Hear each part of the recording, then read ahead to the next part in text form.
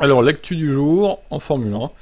Avant de commencer, je vous rappelle que les news proviennent de ma chaîne principale sur la Formule 1, Type F1. Et il y a aussi mon Twitch, vous pouvez vous abonner. On parle de F1 sur ces deux chaînes de façon constante et régulière. Les liens sont dans la description. Bon visionnage. Ciao. Bon bah voilà, c'est fait, c'est officiel, c'est acté. Mattia Binotto démissionne de chez Ferrari. Bon, alors est-ce que ils vont annoncer dans la foulée le remplaçant? Donc il a démissionné de son poste de directeur chez Ferrari, son départ sera effectif le 31 décembre, donc dans un mois, et il quittera définitivement l'entreprise. Ah ouais, carrément quoi, il va même plus rester chez Ferrari. Le Suisse avait pris la tête de l'équipe après le départ de Maurizio Arrivabene. S'il a connu des débuts difficiles avec l'accord secret pour le moteur, qui a engendré une saison catastrophique en 2020, il a aussi mené l'équipe pour revenir aux avant-postes qui a été effectif en 2022. Malgré les critiques, Ferrari a en effet réussi à se redresser entre 2020 et 2021. Binotto n'avait plus la confiance de John Elkann, président de Ferrari, a préféré quitter son poste. Comme Mercedes en 2013 ou Alpine en 2022, Ferrari va désormais changer de management pour se développer sur les bases de la bonne dynamique créée par Binotto. Avec le regret que ça implique, j'ai décidé de mettre un terme à ma collaboration avec Ferrari. Je quitte une entreprise que j'aime, dont je fais partie depuis 28 ans, avec la sérénité que procure la conviction d'avoir tout mis en œuvre pour atteindre les objectifs fixés. Je quitte une équipe unie et en pleine croissance, une équipe forte, prête, j'en suis sûr, à atteindre des objectifs plus élevés, à laquelle je souhaite le meilleur pour l'avenir. Je pense qu'il est juste de le faire maintenant. Aussi difficile que cette décision a été pour moi, je tiens à remercier toutes les personnes de la gestion sportive qui ont partagé avec moi ce parcours fait de difficultés mais aussi de grandes satisfactions. Alors le PDG, directeur général de Ferrari, a remercié Binotto pour avoir ramené la Scuderia au plus haut niveau. Je tiens à le remercier pour ses nombreuses et grandes contributions au cours de ces 28 années passées chez Ferrari en particulier, pour avoir ramené l'équipe à une position de compétitivité au cours de l'année écoulée. En conséquence, nous sommes dans une position forte pour renouveler notre défi, surtout pour nos incroyables fans à travers le monde, pour gagner le prix ultime du sport auto. Tout le monde ici à la Scuderia et dans la communauté Ferrari au sens large souhaite à Mattia beaucoup de succès à l'avenir. Alors, son remplaçant serait annoncé en début d'année prochaine.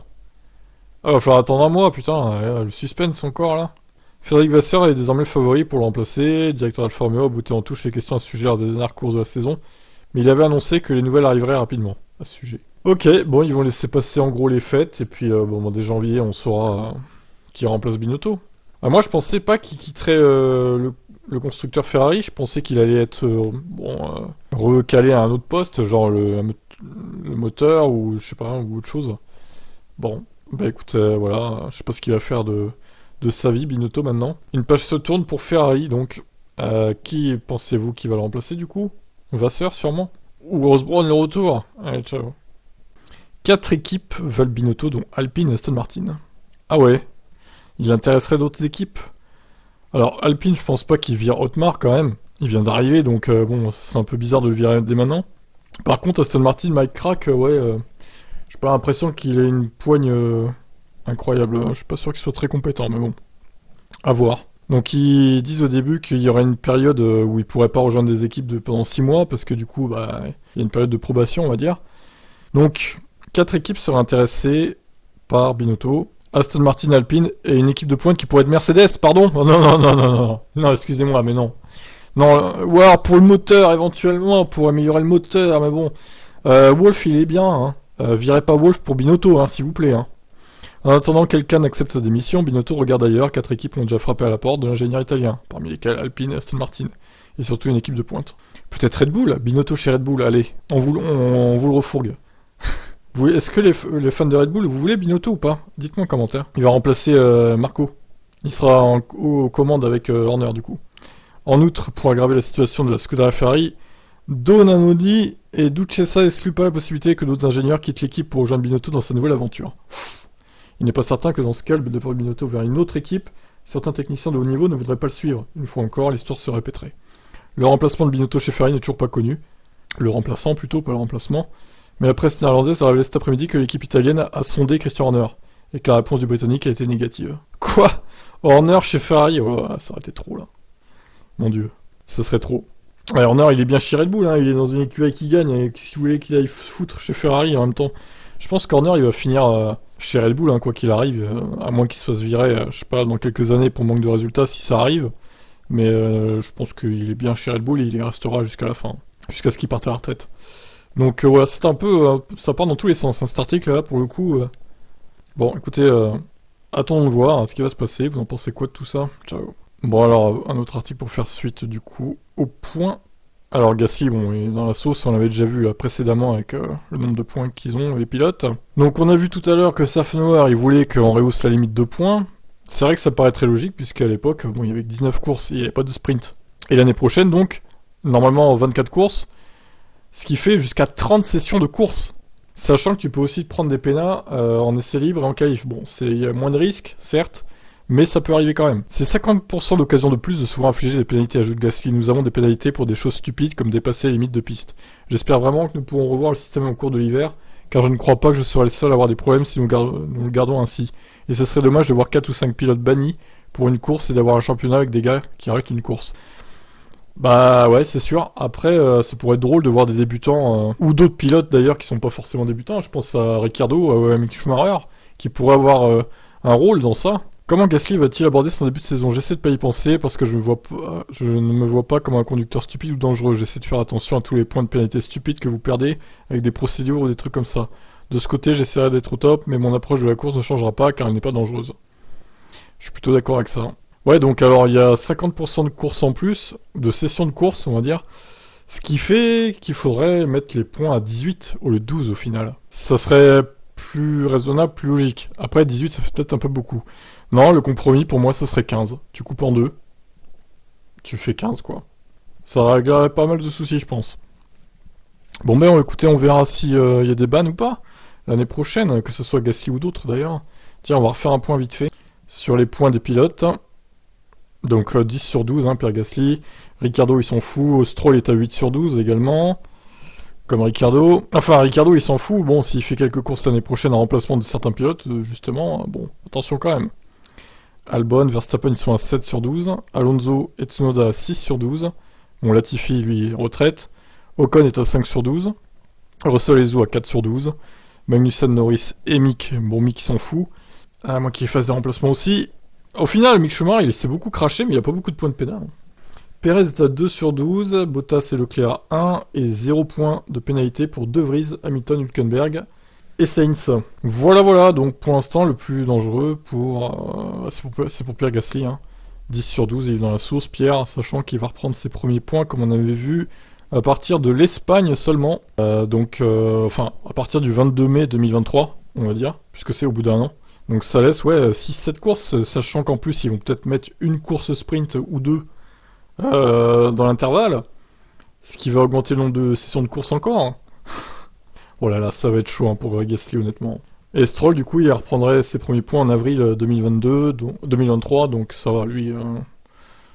sachant qu'en plus, il en reprendrait 3 d'un coup, quoi. Le 10 avril 2023. Donc il serait plus qu'à 5 au lieu de 8. Donc franchement, c'est pour Gasly que ça craint le plus. Bon, je vous laisse commenter. Safnauer commence à s'inquiéter pour Gasly. Il appelle à la FIA à revoir la règle du permis à points. Ah ouais, mais bon, le truc c'est qu'il y a plein de pilotes qui ont perdu des points. Alors si on revoit la règle, bon, tous ces pilotes, ils auront perdu des points pour rien, ça veut dire. Ça serait bizarre, quoi. Nous pourrions peut-être intervenir auprès de la FIA afin de voir si ça peut être modifié. Alors, il n'y a pas que pour lui qu'il faut modifier les trucs, alors, dans ce cas-là.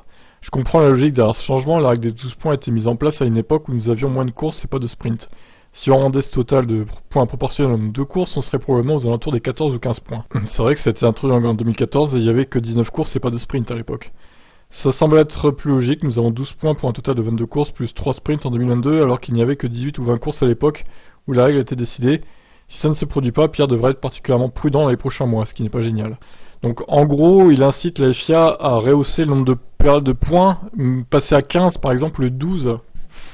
C'est pas idiot. C'est pas idiot, ça pourrait le faire. Je pense que la plupart des équipes seraient d'accord avec ça. Je pense pas qu'il crierait au scandale.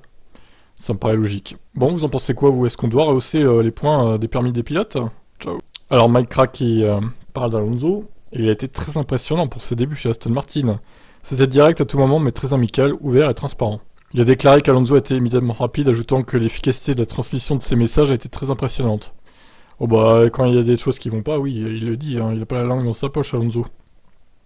Avec Fernando, je tiens toujours cette image du Grand Prix du Mexique de cette année, de sa frustration de ne pas avoir terminé 7ème parce que sa voiture avait tombé en panne. C'est un exemple de dévouement et de motivation.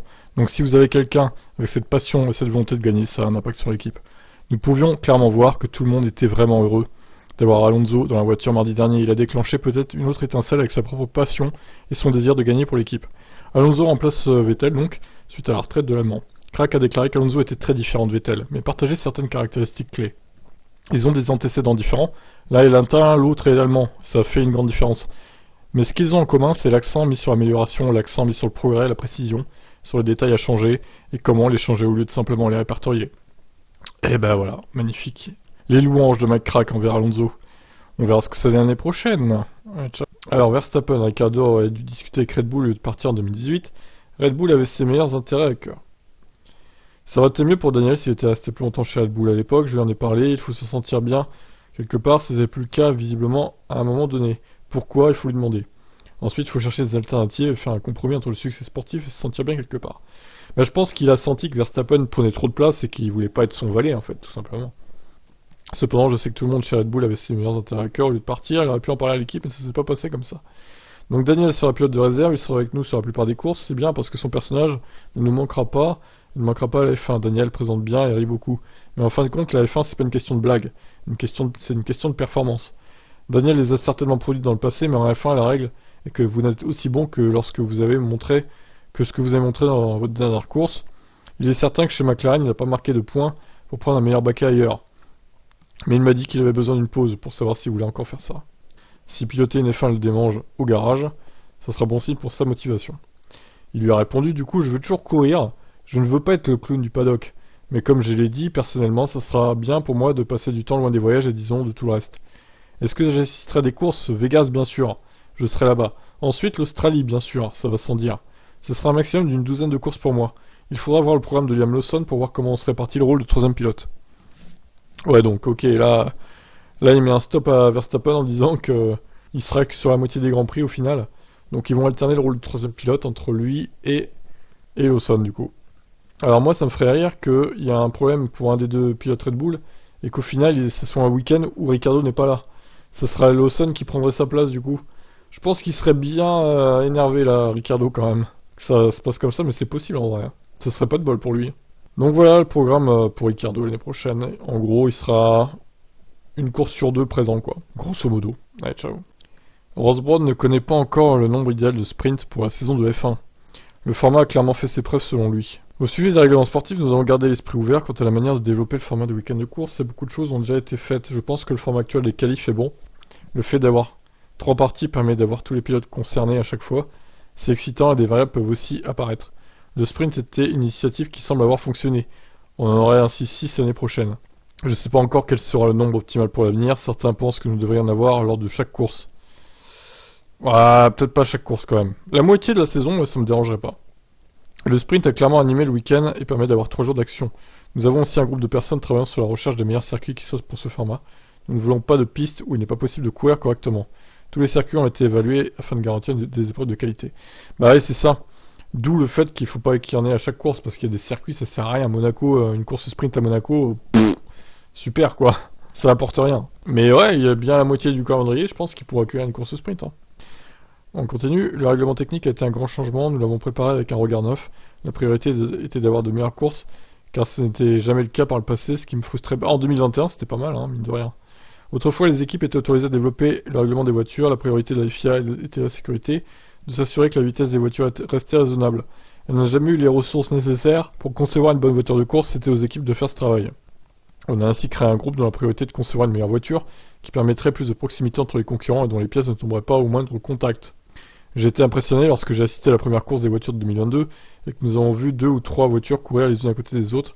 Nous n'avions pas vu cela souvent auparavant. Maintenant, vous pouvez courir à fond derrière une autre voiture pendant plusieurs tours sans problème. Ouais. Après, bon, dommage qu'il y ait des équipes qui dominent encore, du coup. Ça peut se calmer avec le temps. Et les perfs devraient se resserrer, normalement. Voilà pour la déclaration de Ross Brawn. Alors, combien, selon vous, de courses sprint 0, 5, 6, 10, 12, 24. Allez, ciao. Alors, Steiner, enfin As, du coup, dévoile le prix qu'a coûté Mick Schumacher en casse. Selon l'équipe, Mick aurait causé plus de 3 millions d'euros de dommages en tout à ses Formule 1 en saison 2022. Ce coût très élevé fait partie des raisons pour lesquelles Haas a décidé de ne pas renouveler son contrat et de le remplacer par Hülkenberg. Le fils de Schumacher était régulièrement critiqué par le team principal Günther Steiner pour la fréquence de ses accidents et l'impact financier sur Haas. Steiner a récemment révélé qu'il ne pouvait plus parier sur l'avenir et le fait que Schumacher arrêterait de se cracher autant. Schumacher s'est craché cette année en Arabie Saoudite et à Monaco, puis à la fin des essais libres au Japon.